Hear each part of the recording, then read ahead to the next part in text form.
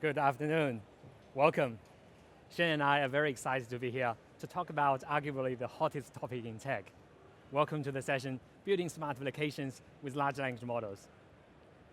Before we get started, I'd like to ask you a question. How many of you can code? You don't have to be a developer to put up your hands. Oh yeah? That's most of you.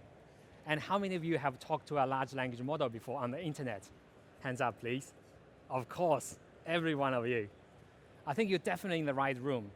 In this session, Shane and I are looking to show you how to supercharge any application with the power of large language models, so you can build smart applications with advanced natural language processing capabilities.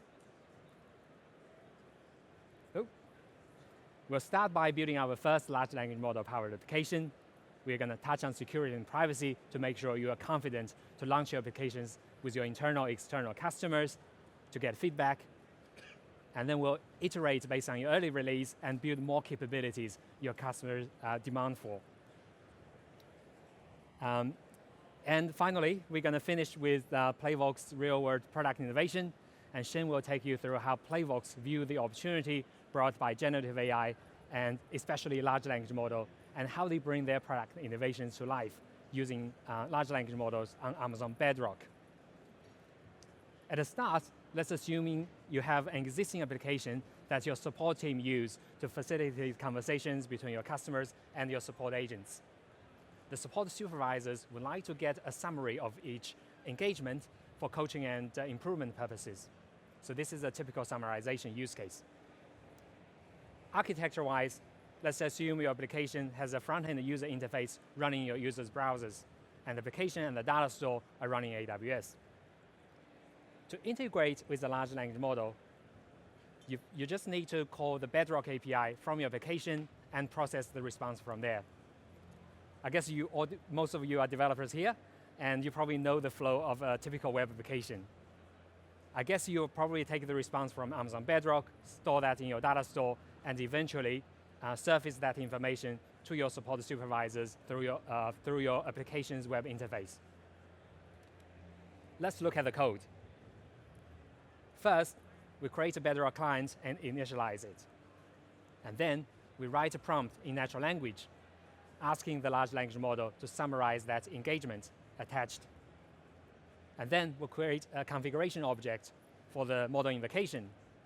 And finally, we call invoke model method, which will actually talking to the large language model in Amazon Bedrock and get a response from it. And that's it.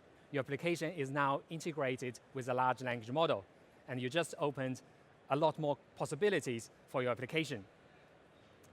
There's two things I would like to point out in this code sample. The first thing is, you're probably already aware, the way to influence the large language model output is by changing this natural language prompt, which is also called prompt engineering. This might look like a very simple technique, but don't underestimate this technique. Many early innovations we have seen from AWS customers around the world have been using prompt engineering. And Shane will take you through quite a few product innovative use cases his team have built using this technique. The second thing I would like to point out is the choice of models. Whatever use case you are building for, you need to balance about three things: the quality of the model response, how long your user needs to wait for a response, as well as the cost of using a model. So you want to have the choice to choose a model that's the best fit for your use case. In addition to that, new large language models are coming and improving at an unprecedented rate. I believe we all seen that in the last 6 to 12 months. So you want to have the flexibility to change to a different large language model when the new model coming and prove to be a better fit for your use case. So Amazon Bedrock provides a variety of foundation models, so you can make a choice based on your needs today and change to a different model without too much engineering effort. I know what you think. There's so many different models here. How are we going to know which model works best for our use cases? Amazon Bedrock offers a model evaluation capability, which covers common NLP tasks. There's two flavors of model evaluation: automatic and human workers. With automatic evaluation, Bedrock will automatically calculate the performance and quality metrics against the NLP tasks you try to evaluate. This is great for large volume benchmarking between many different models. With human workers, you can go with your own team, or you can go with AWS managed teams. This is great for low to medium volume evaluation of two models head-to-head, so you can finalize your model choice. With model evaluation, you will find the best model for your use case. Once you do, how easy or how hard it is to change your application to talk to a different large language model. Let's have a look at the code. The only thing you need to do is to change the model ID to the new model. So in this example, let's say you started with Amazon Titan to begin with, and then after model evaluation, you decided to go with Anthropic Claude V2 instead. So you first change the model ID to the new model you want to point to, and then you update the configuration to match the new model of your choice. To get the best model response quality, you probably also want to tweak the prompt slightly as well, because each large language model has a slightly different preference on how questions should be asked. Like in this example, Anthropic Claude V2 always prefer you to have a human and assistant tag. These are all well documented in the AWS Bedrock user guide. Now you have built your first large language model powered application, and you want to take it to the hands of your customers to get feedback. Security and privacy are usually the top concerns when you are dealing with a new technology. Let's check it out. With Amazon Bedrock, you are in control of your data, and the data you send to Amazon Bedrock will not be used to improve models and will not be shared with third-party model providers. Bedrock is also in scope of common compliance standards, so you will be confident that we get audited frequently as well, and we will do the right thing as we promised. In addition to that, if your organization is in scope for these compliance standards, using Bedrock will definitely make your auditing process a lot easier as well, based on the shared responsibility principle when you use an AWS service. Now we have security and privacy checked. Now you should be confident to release your application to your internal or external customers. I bet your customer will soon come back and asking your smart application to have knowledge of your own organization and your own documents. But you know that all the foundation models are trained with data from the internet. They are not trained with your private data or your private documents. If you ask a question to the large language model about your organization or about your documents, those large language model doesn't know the answer. Or even worse, it might hallucinate the answer. So how can we deliver what your customer asks you for? In this example of a virtual assistant for your support team, sorry, okay, there we go. Assuming you are building a virtual assistant for your support team so they can find the support document quickly to help your customers better. And what you want to provide to your application is the organization data and also keep them up to date. When your application users, or your support team in this case, ask a question in natural language, your application should be able to run a natural language search based on the semantic meaning as well as the keywords your support team have put in that search. And the final answer should provide a useful answer that your support team can take and use directly. And also, providing the source of those information, which document and which chunk in that document the information was originally retrieved from. One of the emerging patterns to solve such a problem is called Retrieval Augmented Generation, or RAG for short. RAG is a pattern. It's not specific to any specific large language models. In fact, you can build a RAG on top of any large language models. And the data store you use to store your organization data is external to the large language model, and it can be orchestrated in the application layer. Let's see how RAG works. First, we need to get your data optimized for RAG. So in the data ingestion flow, you first take your document from your data source, you split your documents into smaller meaningful chunks, and you run through a large language model embedding model to embed those document chunks into vector embeddings. and then save them into a vector-based database for easy indexing and easy search. At runtime, when your user asks a question in natural language in your smart application, your application will first call the large language model, the same embedding model you use to embed it with your documents, to embed the question itself as well, and then run a semantic or hybrid search against the vector data store to retrieve the related documents. And this is the retrieval phase of a RAG. And in the augmentation phase, your application will combine the results you retrieved from the document store as well as the original question itself and create a new prompt. And in the generation phase, your application will send that question to a large language model to generate the final response. And this is essentially how RAG works. There's no doubt you can build this architecture with your preferred tools as well as your customer code from scratch. Bedrock tried to make it easier with an offering called Knowledge Base. Let's see how it works. In the data ingestion phase, Knowledge Base supports most text-based file formats.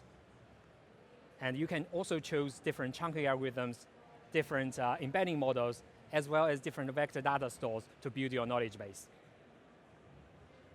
Now and all these can be configured through a couple of API calls. Now we have got the knowledge base built and ready to use in your application. Let's see how we can use it. At runtime, Bedrock provides 3 different ways to use the knowledge base, so you can make a choice balancing simplicity and flexibility. The first approach is called Retrieve API, where Bedrock handles the retrieval phase of a RAG, and your application handles the augmentation as well as the generation phase. Let's look at the code. So when your user asks a question, your application calls that single API called Retrieve, and then Bedrock under the hood will embed the question itself and find the related documents and return to your application. Once your application gets these documents, you need to craft a new prompt combining the question as well as the documents.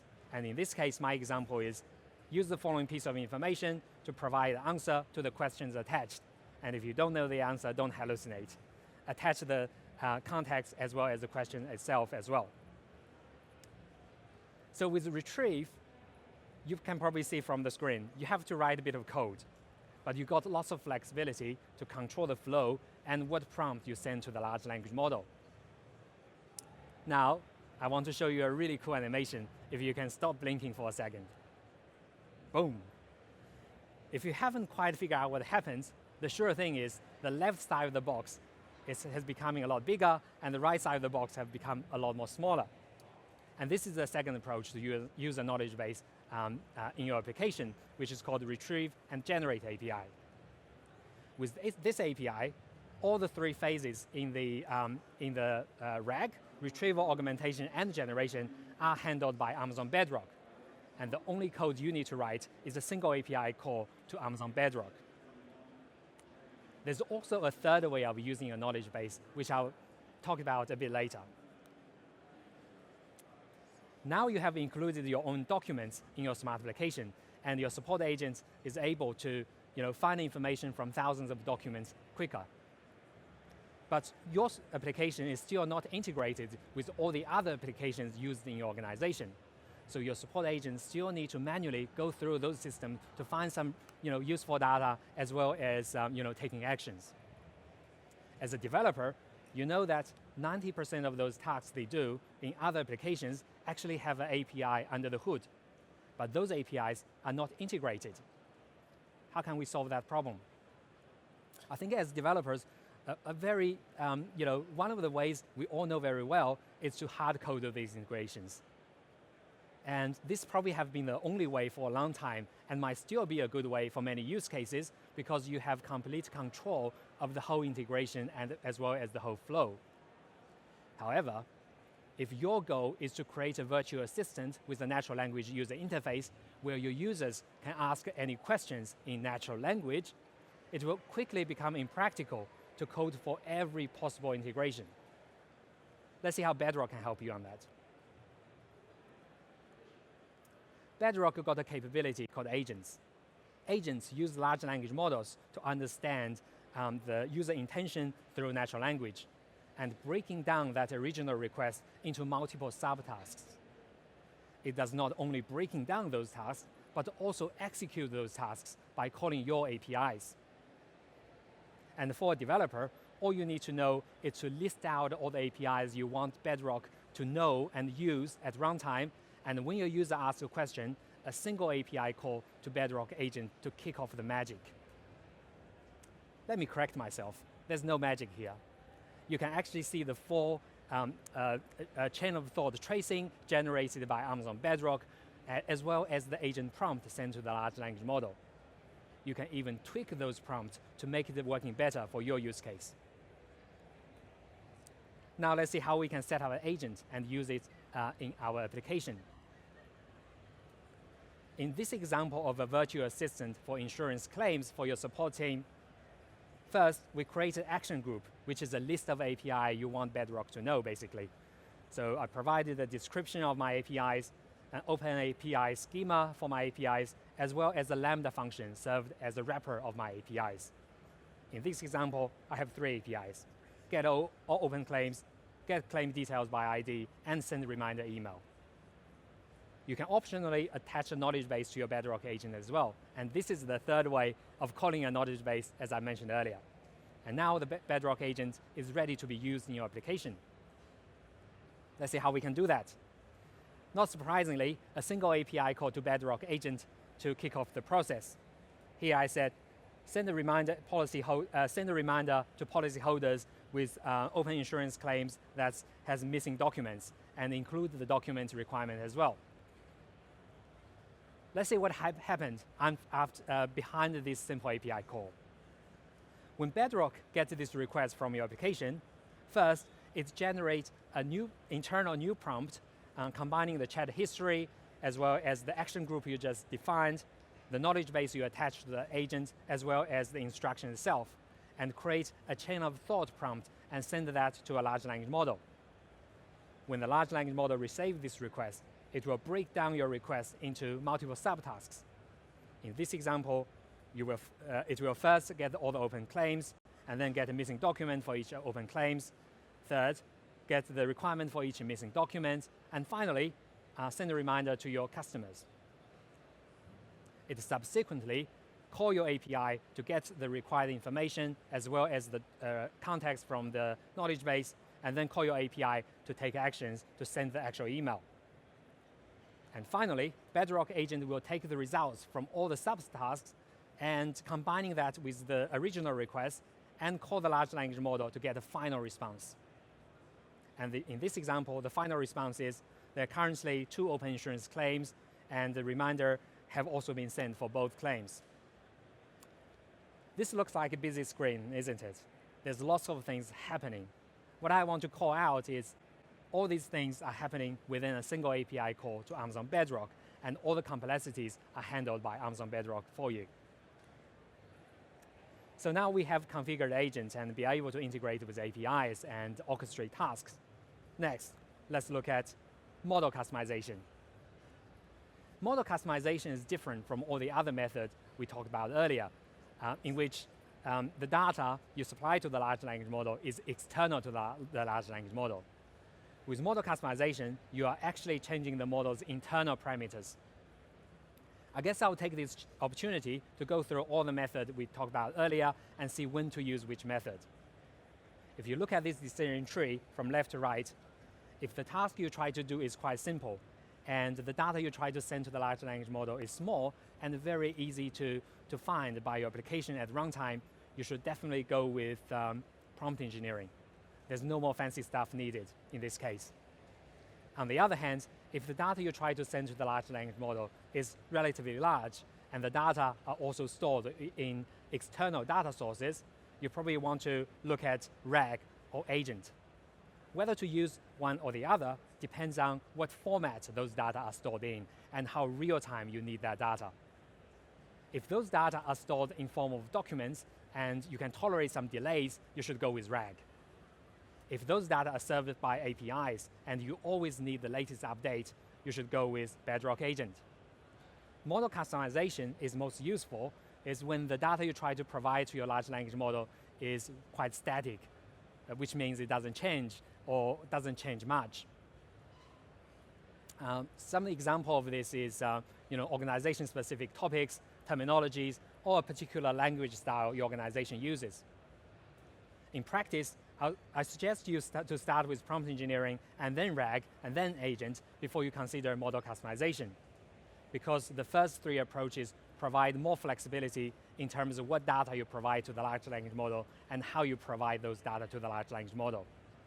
You can even change or swap the large language model to a different model without too much engineering effort. With model customization, you end up with a unique model specific for your business no one else in the world has. So you are responsible to look after the whole life cycle of that custom model. This could be a blessing or could be a curse, depending on your use case. And with model customization, that also means you cannot easily swap that model without retraining. So we have gone through lots of content in a short 20 minutes time. I need to give some time to Shane, and let's hear from Shane how Playvox achieved their product innovation with some of the tools we talked about. Thank you, Frank. So I'm going to go through Smart WM by Playvox. So a bit about Playvox. We're a cloud-native workforce management platform. We've been going through a journey over the last, since our product innovation started, in which we put the agent at the center of everything we do. Now that, for us, has meant that we've looked at algorithms in the past for ML to do forecasting, to do custom models around capacity planning and things. But more recently, as part of the Bedrock Early Access program, we're able to take a couple of products to market around conversational analytics and business performance insights that have really helped us just get these products to market in a much faster time than otherwise available. So a bit like last year, there was peak hype Gen AI, like I'm sure everyone had it around about May last year. So we held a hackathon internally with our teams, and we got them to suggest ideas, and we started to incubate those into the product. Well, shortly thereafter, we started to get access into the Amazon Bedrock Early Access program. And by doing that, we're able to bring conversational analytics to market in Q4 of last year. We then followed up with a partnership with Slalom, who are in the room today. So a quick shout out to Slalom. So the team led by Minnie and also Luke and Yannick. And they helped us build a pilot at the end of last year that we then productionized in Q1 of this year to generate insights into the platform around enabling customers to see a lot more information across all of their teams in their operational environment. Now, the first scenario around the conversational analytics is really about, we use Bedrock to extract the topics as we're processing tickets. So we're getting hundreds or thousands of tickets per day coming onto the platform, and the agents are trying to understand what the themes are and what the sentiment is on those tickets. As we go through the prompts that we use, and we use prompt engineering on this, is like the first thing you need to realize is that you need to set the context of the operational environment so that you can set the model up for success. We use one-shot or few-shot techniques in where we're providing it with examples and how we want it to classify the information, and we're also teaching it how we don't want it to respond in the event of an hallucination. By doing that, we also provide very clear instructions on how we want it to behave so that we know how to build a programmable interface to it.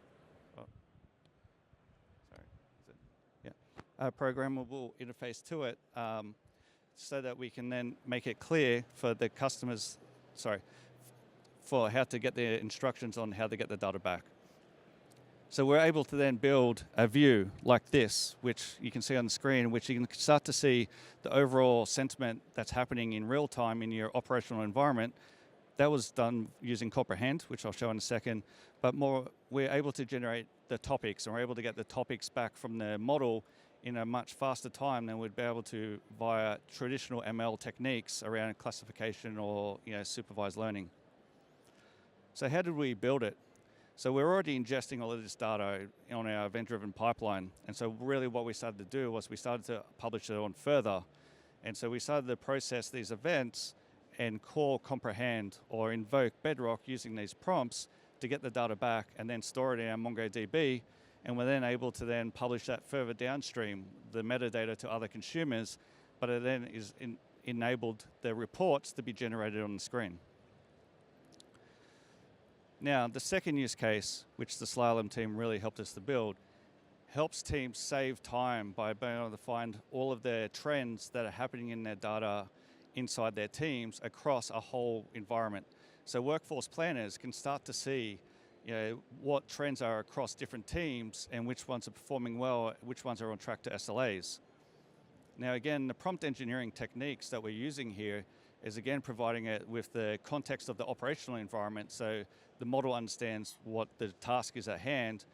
But one of the key things that we had to do was we offload the complex processing, like the time series analysis and those things, and we've given that to a more traditional ML technique that's better suited to it. But again, we've provided it with very strict instructions on how to generate the insights and how to control the responses. So what we're able to do is, with this example, we're able to see, we can show the trends of people's average handle time in this example, but we can do it across a number of metrics. We're actually able to say if teams are meeting their benchmarks or they're not meeting their benchmarks. Now this one shows everyone's doing the right thing, but there are other scenarios on our platform where you're able to see that teams' performance are dropping over time.